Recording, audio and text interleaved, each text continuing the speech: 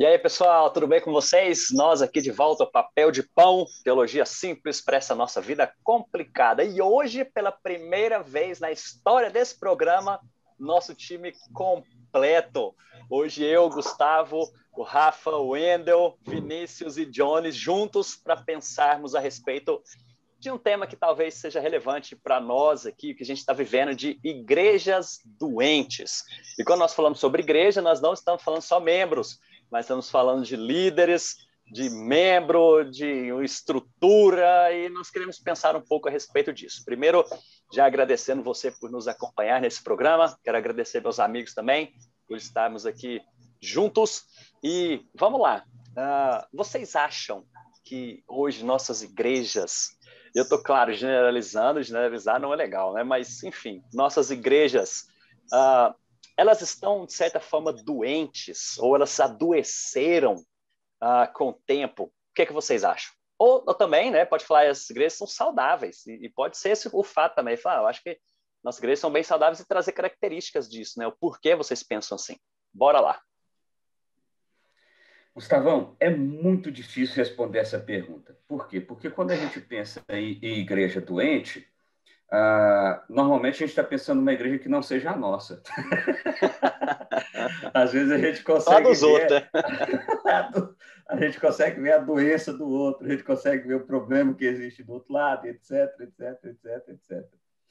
Mas eu acho que para a gente partir de um pressuposto legal, ou seja, de uma base legal, eu acho que uma igreja doente é uma igreja que não cumpre o propósito para o qual ela existe. Qual é o propósito? Comunicar o evangelho e fazer com que as pessoas cresçam no evangelho. Então, eu acho que quando uma igreja não faz isso, então ela é uma igreja doente. Então, vou dar um exemplo rapidinho aqui. Ontem eu estava com um cara que veio depois de 17 anos na Universal. Ele agora está chegando à nossa igreja para ser membro da nossa igreja. E qual é a grande diferença que ele percebeu? Olha, como era óbvio eu ter que procurar uma igreja que simplesmente lê a palavra e explica a palavra. E ele ficava, cara, eu não entendo como é que isso estava tão na minha cara e eu não via. Ou mesmo vendo e não concordando com algumas coisas, o medo ou coisa do tipo me impedia de continuar crescendo. O fato é, em 17 anos nessa igreja, e aí aqui eu cito assim a Universal sem medo nenhum, porque é uma igreja que não é uma igreja evangélica, ela é totalmente herética, é uma igreja, se você participa da Igreja Universal, meu irmão, sai correndo dessa igreja, porque ela não fala nada do evangelho, ela não prega o evangelho, e eu falo isso com o coração em paz, totalmente em paz. Então, dito isso, eu estou dando o exemplo aqui do que seria, ou seja, uma igreja doente, uma igreja que não comunica o evangelho, uma igreja que não é capaz de fazer os seus membros crescerem no evangelho. Ótimo. Eu acho que se a gente vendo algumas coisas a respeito disso, né, e citando aqui Ronaldo Lidório, que é um pastor presbiteriano também, grande missionário, e ele fala sobre isso, de igrejas que precisam, às vezes, de um termo, né, mais técnico que usado, de revitalização, uma igreja que precisa de restauração no despertamento, é justamente igreja meio que está enfrentando essa questão do evangelho que você disse, mas ela reflete na prática, não somente em questão de pregação, mas é uma igreja que apresenta uma certa apatia, uma estagnação, não tem essa paixão pela evangelização. Você vê o povo desanimado, a gente que não busca santidade, santificação. Isso é importante a gente pensar nisso também, né? E os outros aí, o que pensam sobre isso? Gustavo, eu acho interessante essa fala sua. Deixa eu ver se a gente está com o pensamento alinhado quanto a esse comentário que você fez. Mas é que sempre que a gente pensa em revitalizar, a gente sempre pensa, a maioria das pessoas sempre pensa naquela igreja que está passando por uma certa dificuldade financeira ou talvez dificuldade numérica, não é isso? Quantidade de membros que estão ali presentes. E aí a gente considera a igreja uma igreja que está morrendo porque ela não tem saúde financeira ou morrendo porque ela tem uma quantidade pequena de membros. Mas, na verdade, tem muita igreja aí que está morrendo, se é que já não está morta, com os bancos lotados. Né? Então, realmente, o revitalizar vai muito além do que você encher a igreja de pessoas ou ter uma finança, uma economia equilibrada. Revitalizar vai muito além. E o revitalizar, então, indo para isso que o Vinícius colocou, vai justamente para cumprir o propósito para o qual a igreja foi instituída, né? Uhum. Que é justamente fazer discípulos de Cristo. E não se faz discípulos de Cristo sem a pregação pura e simples do Evangelho de Cristo. Show. Deixa eu mudar a pergunta aqui, então. Queria que o Rafa Jones pudesse pensar sobre isso.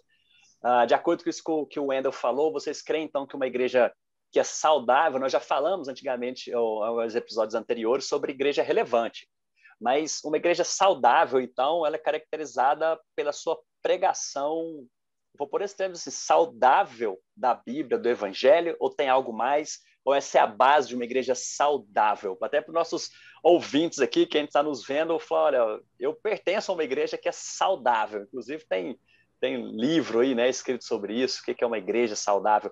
Mas o que vocês acham, então? Qual a grande característica, quais as características dessa igreja? Oi, Gustavo. E aí, pessoal? Tudo bem com vocês? Bom, é interessante. O que caracteriza uma igreja saudável? Eu acredito que a igreja saudável, ela não é caracterizada apenas por uma pregação cristocêntrica. Claro, logicamente, uma pregação que coloca Cristo no centro é muito importante para uma igreja e certamente influenciará positivamente para essa igreja sair da sua doença, do seu mundanismo, do seu antropocentrismo em rumo à cura, rumo à revitalização que nós estamos falando. Rapaz, esse Johnny sempre fala bonito, né? Esse antropocentrismo. Eu estava listando aqui, antes de eu falar de algumas coisas mais, eu estava listando aqui o que caracteriza uma igreja doente. Olha só, eu coloquei fofoca, né, uma coisa bem prática. Uma igreja que a fofoca reina, todo mundo fala mal de todo mundo. Desrespeito às lideranças, né, os membros falando mal dos pastores, o pastor falando mal dos membros e por aí vai. A imoralidade no seio da igreja, você até falou sobre a questão da santidade, famílias enfraquecidas, uma igreja que você vê que não é valorizada a família, o seio familiar, há muitas separações, uma igreja autocentrada, pregação antropocêntrica, crentes consumistas que querem que a igreja só preste um serviço para eles, não fazem discípulos, uma igreja que deixou de ser sal e luz. Então, nesse sentido, eu acredito que é necessário, sim, a palavra... Show! Acabou. Valeu, pessoal. Obrigado. Até a próxima semana. Fiquem com essa. Perfeito. Essa lista tem que imprimir essa lista. Tem que escrever e imprimir essa lista. Perfeito. Eu ia só comentar, né? Aí eu vou deixar o Rafa acrescentar mais coisas, né? Além da palavra, eu creio que uma igreja precisa, para ser saudável, do discipulado, né? Sim, o discipulado acontece também na pregação da palavra, mas nós entendemos que o discipulado é algo mais do que essa pregação de domingo. A pregação de domingo pode ser excelente, extremamente voltada para a Bíblia, expositiva, chega a Cristo em todos os sermãos, mas precisa de algo mais, precisa desse acompanhamento e essa vivência que só o discipulado pode trazer. Então, a igreja que não faz discípulo está morta, infelizmente. Show, bacana. Eu quero... O Jones definiu muito bem uma igreja doente e eu acho que tanto o Vinícius quanto o Wendel trabalharam bem a questão de uma igreja saudável. Eu gostaria de dar um testemunho, na verdade, do que eu tenho vivido aqui, que é muito parecido com tudo isso que vocês estão dizendo. Há 5 anos eu sou pastor de uma igreja que tem mais de 100 anos, né? A igreja vai completar esse ano agora 138 anos. Você é pastor mais de 100 anos ou a igreja? Não, a igreja tem mais de 100 anos. Eu sou pastor há 5. Eu falei isso, eu acho. Sou pastor há 5 anos de uma igreja que tem 138. Pronto. E, nesse sentido, essas características que o Jones colocou, todas elas estavam presentes nessa igreja que tinha como necessidade a revitalização. Só um parênteses aí, é bem importante colocar que alguns pastores que trabalham com plantação de igreja não acreditam em revitalização, né? Eles acreditam que a igreja morre, né? E o que você faz é plantar uma igreja nova no seio, ou pelo menos no espaço de uma igreja antiga. Eu não chego a esse ponto de dizer que não é possível, porque há pessoas aqui que lutaram e seguraram esse trabalho durante esse tempo, e o que você tem agora é a cooperação dessas pessoas para uma revitalização. A complicação é que você tem que lutar com o status quo, e aí que é complicado. Todo esse sistema baseado em fofoca, no antropocentrismo, na ideia de programações que atendam às necessidades dos membros, uma igreja consumista, esse sistema ele precisa ser confrontado e desconstruído. E aí está a complicação, porque para você revitalizar uma igreja, ou pelo menos estar dentro de um espaço onde a igreja está morta, você precisa destruir algo que tinha no passado. E o que destruir não são as pessoas que estão ali, mas esse sistema que é um sistema doente, né? Um sistema fundamentado exatamente nesse consumismo e no pecado, né? Na imoralidade. Então, o processo é lento, é complicado, é difícil, mas chega bem perto do que esses especialistas dizem de quase uma nova igreja, né? Uma nova igreja num espaço de uma igreja antiga. O que eu usei muito a meu favor aqui foi exatamente a história, a bela história de fundação da igreja, para trazer de volta esse espírito, esse entendimento e confrontar com a realidade presente. Então, fala, Gustavo. É interessante assim que você disse que esse processo ele é lento, ele leva tempo, né? E talvez a maior dificuldade que os líderes, pastores têm é de entender esse tempo, que leva tempo. Porque eu lembro quando a gente é novo, assim, jovem, aquele ímpeto de resolver as coisas, às vezes a juventude da igreja cobra isso também, né? Tipo, gente, nós precisamos caminhar aqui, nós precisamos seguir em frente com a igreja e quer resolver a coisa. E isso fere gente. E a gente está falando aqui de uma longa história também, provavelmente de igrejas aqui que tem tempo para chegar nesse período aí, às vezes não são igrejas muito novinhas, né? Então são igrejas históricas mesmo, que tem toda a sua referência e se chegar o pé para mudar de uma vez por outra, nós não vai funcionar. A gente não aguenta isso. Isso.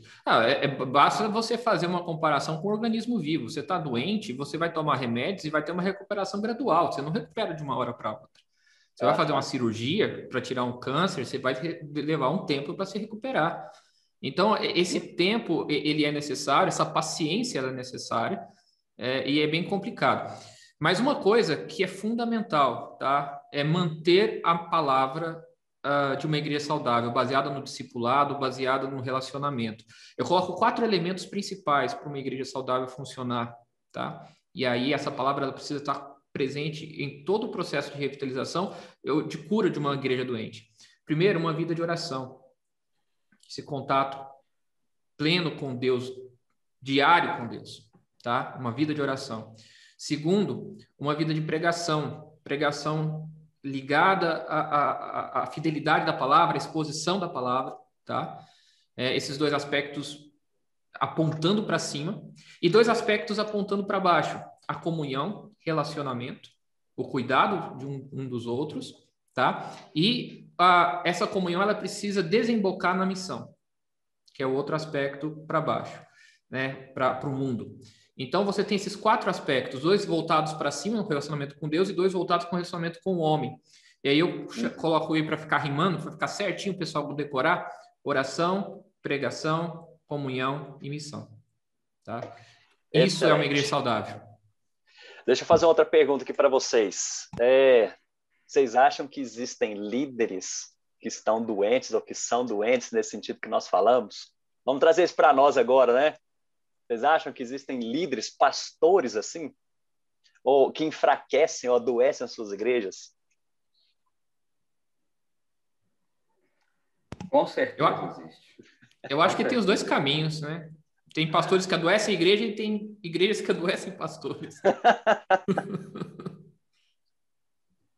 Exato. O Jones falou aí agora há pouco. O Jones falou agora há pouco aí, o Rafa também frisou sobre essa questão do consumismo, né? Tem um bocado de pastor aí doente que está sendo o vendedor para esse consumismo aí, o comerciante. Então, esse cara está doente. Está doente.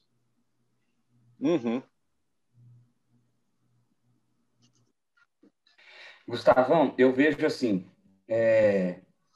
com certeza tem líderes doentes, Com certeza tem pastores que não deveriam ser pastores, caras que já começaram o ministério doente, ou seja, eles já foram doentes para o ministério talvez acharam que o ministério seria justamente a cura dessa doença. Então, a gente passou pelo seminário, a gente viu que isso acontece, e etc. Existe um processo também que o Rafa falou, de igrejas que são doentes, pessoas doentes, porque quando a gente fala da igreja doente, nós não estamos falando da estrutura, não estamos falando do prédio, nós estamos falando que existem pessoas ali que o seu coração não estão em Cristo, estão em si mesmo, estão no seu próprio ego, estão na sua própria vontade, estão no seu próprio desejo, essa mente consumista, e etc, etc. E aí, quando o pastor chega empolgado numa igreja onde a realidade é essa, rapaz, o processo é extremamente lento de recuperação e o cara precisa estar muito focado na cruz do evangelho para não adoecer o seu coração. E olhe lá que ainda assim ele vai sair no fim desse processo. O Rafa, por exemplo, envelheceu uns 25 anos nesses 5. Então, isso está acabado, esse menino está acabado. Isso é uma verdade verdadeira, gente. Ó o cabelo como é que tá branco. Rapaz, da igreja não, são filhas que estão chegando na adolescência, né? Aí, rapaz, são filhas adolescentes aí agora. Quem dera meu problema fosse só esse. E existem, gente, pastores doentes no processo. Ou seja, independente da igreja, o cara entra num processo de culpar a igreja, de culpar a família, de culpar a si mesmo, quando, na verdade, ele, mais uma vez, ele não está cumprindo o propósito para o qual ele foi chamado. Aqui, só fazer um aspas aqui, viu? Eu comecei dizendo sobre comunicar o evangelho e me parece que a interpretação foi pregação. Eu não usei a palavra pregação, eu usei a palavra comunicar o evangelho. Então, pregação é um dos meios de comunicar o evangelho. Por exemplo, para mim, uma igreja que hoje existe, sem internet, sem rede social, sem comunicar através dessa plataforma, é uma igreja doente, porque é uma igreja que não consegue comunicar com a nova geração. Então, uma igreja que existe hoje, ela necessita urgentemente entrar nessa forma de comunicação. E se ela não faz isso, isso mostra ou é um sintoma de uma doença. Eu creio que, eu sempre falo isso, né, de generalizações, a gente traz dificuldades com isso, mas claro que isso leva leva em consideração o contexto de cada igreja também, né? Essa questão do estar conectado, de estar presente. Eu acho que nessas grandes cidades, quando a gente está falando, é claro, isso é imprescindível, né? Mas, gente, eu quero que nós possamos tratar isso aqui na prática, de um membro saudável mesmo, o cara falando, eu tenho vivido o evangelho, isso aqui, de que forma prática o cara vive isso? Ele fica... Eu quero trazer isso para a nossa cultura, sabe? Da forma como a gente é influenciado pela nossa cultura.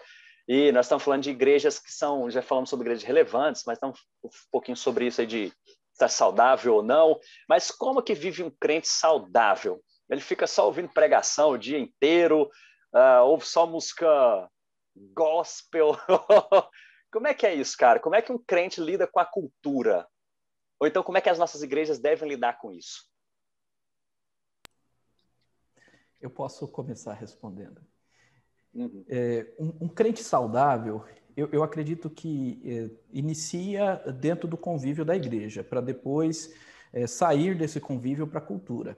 Então, dentro do convívio da igreja, esse crente saudável, ele é um camarada que é disposto, que está pronto para ajudar e servir, né?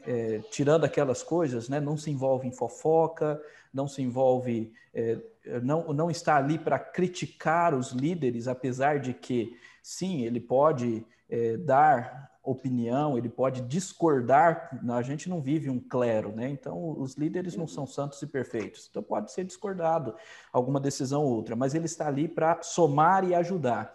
E isso reflete tanto em sua vida, uma vida guiada pelo Espírito Santo e pautada no discipulado e no evangelho, reflete tanto em sua vida que ele vai atrás de novas pessoas no mundo. Mas não simplesmente um envolvimento no mundo apenas e unicamente por meio da ação social. Também, eu acredito que o evangelho pode ser comunicado e deve ser comunicado com obras, mas ele se envolve no mundo através também da palavra, a fim de fazer novos discípulos e trazer novas pessoas para o seio da igreja. E ele se envolve no seu trabalho dessa forma, ele utiliza o seu trabalho como um meio missional. Então, esse Ô, Jones, ainda mais tentar colocar isso que eu falei de forma prática, porque essa palavra ela é boa demais, ela é muito boa para a gente poder falar a respeito disso, né? Do crente usar o seu trabalho de forma missional. Como que alguém pode fazer isso? Lá no seu trabalho, é ele fazendo um culto semanal, ele fazendo a devocional com a turma, como que é? E os outros aí podem ajudar também. Me ajudem aí, viu? Eu vou começar, vocês continuem. Eu acredito que essas pequenas coisas, elas são importantes também. Por exemplo, se há abertura para fazer sempre uma devocional no seu trabalho, claro que não são todos os trabalhos que vão ter isso, né? Que vai poder fazer isso, né?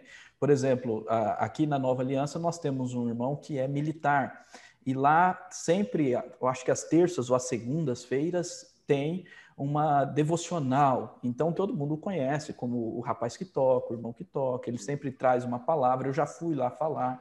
Então isso já é um envolvimento no seu trabalho. Agora, é mais do que isso, não é só isso. Isso é o início, isso é para você ir criando força.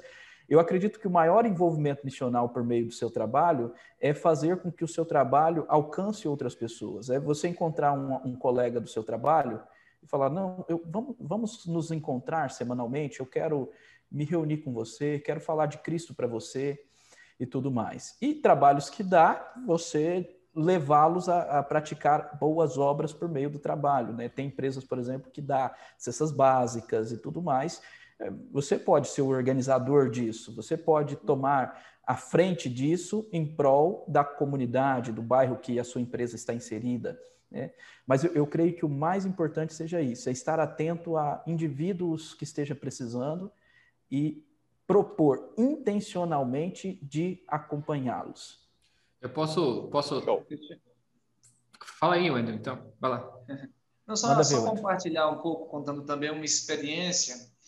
Hoje eu estou na Igreja Presbiteriana de Mairi, estou aqui há uma semana pastoreando essa igreja, mas fiquei 7 anos na Igreja Presbiteriana lá em Barra do Mendes. Inclusive, esses colegas que estão aí falando comigo, todos estiveram lá, pregaram na Igreja de Barra do Mendes, são bem conhecidos da igreja. E lá a gente tem, nos limites da igreja, uma escola presbiteriana, né? E no convívio, tá? Nesta comunicação, Vinícius, que a gente fez do Evangelho ao longo desse tempo com algumas pessoas, digo algumas pessoas quem? Alunos, funcionários, porque nem todos eles professavam a fé cristã, até hoje nem alguns não professam ainda, e também alunos. E ano passado, no mês de outubro, a igreja realizou um batismo e 11 pessoas foram batizadas. Das 11 pessoas que foram batizadas no mês de outubro, 10 foram frutos desta comunicação do evangelho no trabalho. Eram professores que se converteram ao evangelho de Cristo, um rapaz que trabalhava como motorista, trazendo e levando aluno da zona rural, e essas pessoas foram convivendo com a gente naquele ambiente de trabalho, e convivendo conosco, foram tendo contato com o evangelho, hoje são cristãos professos. Excelente, show.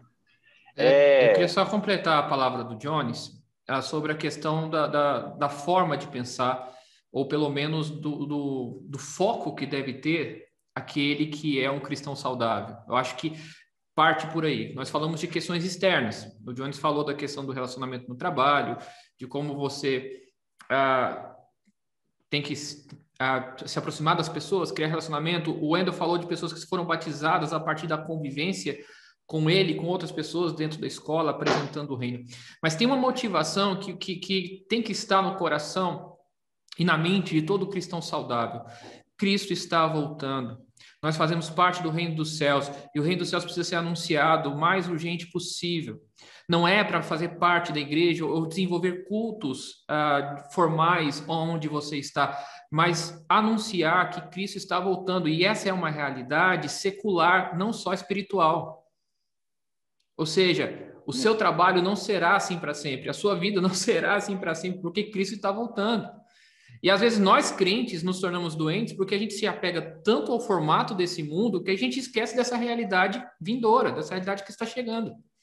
Então, essa concepção, essa motivação tem que estar presente no coração 24 horas por dia. Senão você não consegue enfrentar esse mundo e ser missional, como o pessoal falou. Show. Vinícius?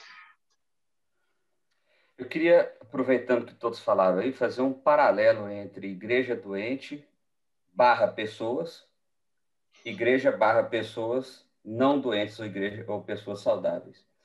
Porque eu acho que o trabalho é onde desemboca tudo isso. A pessoa saudável, ela vai fazer exatamente tudo que foi dito aqui, como o testemunho que o Wendel contou aqui, lindo e maravilhoso. E o que eu tenho observado é que, com o tempo, infelizmente, o que acaba acontecendo é que cristãos mais antigos se tornam doentes, perdem a perspectiva da vocação para o qual eles existem.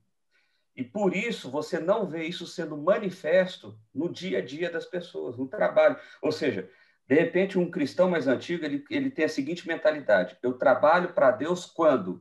Eu participo do louvor, eu ajudo as crianças, eu participo do coral, ou seja lá, qualquer coisa que envolva a realidade da igreja. E de repente o cristão novo, ele está entrando empolgado e o coração dele está tão encharcado do evangelho que ele vive a vocação dele sem saber o que isso exatamente significa, quando, no trabalho dele, ele fala de Cristo, ele vive Cristo. Eu não estou dizendo uma pessoa que sai cantando durante todo o trabalho, ou que sai pegando a Bíblia e lendo para os outros. Não, eu estou dizendo uma pessoa que agora muda, ela não assina mais aquela nota fiscal fria, ela não compactua mais com aquela negociação errada, ela agora dá um testemunho real, e quando as pessoas perguntam por que, ela diz, não, porque Cristo é o Senhor da minha vida. Então, eu acho que quando a gente vê isso, a gente consegue olhar para o nosso coração e ver se ele está doente, e essa é uma avaliação que eu e você e todos que estão nos ouvindo aqui precisamos sempre fazer. Se o meu coração está doente ou se o meu coração está saudável. Se eu ajudo a ser uma igreja doente ou se eu ajudo a ser uma igreja saudável. Show de bola! E eu não tenho mais perguntas para fazer. Ótimo, então a gente resolveu aí. Vamos partir para a palavra final? Sim. Porque o Johnny já deu a palavra final, né? A primeira coisa que ele falou já foi a palavra final. Acabou, ali acabou. Eu quero dar uma palavra final. Depois você vai mandar essa lista. Então. Eu quero que você mande essa lista para mim, viu? Vou mandar aí no chat. Põe nos comentários aí, põe nos comentários. Excelente. Bora lá, então, para a nossa palavra final. Creio que ficou bem claro isso daqui, né? Eu ainda não tive muita resposta, na verdade, estou pensando aqui, né, sobre a questão da cultura. E aí eu quero propor aqui para a gente fazer um próximo programa falando sobre isso. A questão do crente se relacionando com cultura, música, TV, entretenimento, cinema e tudo mais. Big Brother Brasil e por aí vai. Né? Então, próximo programa nosso, o próximo não, né? Vou propor aqui para fazer um programa sobre isso. Gustavo, eu acho legal você falar isso, mas é porque a cultura é muito abrangente. Seria legal a gente tratar de pontos específicos na cultura que a gente consegue trabalhar questões práticas. Excelente. E aí a gente investe um programa inteiro falando sobre isso, né? Beleza, gente? Eu só então não vamos sabia lá. que Big Brother era cultura. Contra a cultura também serve, né?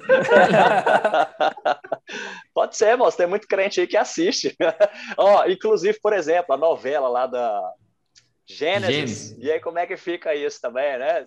Tem diferença nisso? Porque um negócio é da Bíblia, outro não é. Então, vamos lá. Nos próximos episódios aí, a gente, então, trata sobre isso, sobre esse tema. Vamos para a nossa palavra final aqui, uma palavra de incentivo, de alerta, ou o que a gente quiser deixar aqui. Eu sempre começo dizendo aí para os nossos ouvintes, para quem estar, né? Primeiro para os líderes, apoie seu coração no Senhor, fortaleça seu coração nele, para o alvo, foi o que o Rafa disse aqui, né? Olha para Cristo, para o que você foi chamado para fazer, anima seu coração, não caminha sozinho, tem gente disposta a caminhar com você nessa jornada, e você, crente também, santifica a sua vida, e se você tem sido parte dessa igreja que tem caminhado com dificuldades, ore pela sua liderança, converse com eles, mas se sua igreja também tem caminhado bem, glória a Deus por isso, permaneça firme nesse propósito aí, tá bom? Minha palavra final é para que você faça uma autoanálise do seu coração. Veja se você não é um crente que está doente. Olha aí a sua vida de oração, como está? Sua vida de devoção, a leitura da palavra. Você está com o coração cheio de amargura, de reclamação? Tem falado mal dos outros o tempo todo? Como está o seu serviço e a comunicação do Evangelho? Olha para dentro de si aí e confere, coloque diante de Deus. Eu sei que Deus, Ele certamente estará te esperando de braços abertos para te perdoar, se arrependido você chegar diante dele.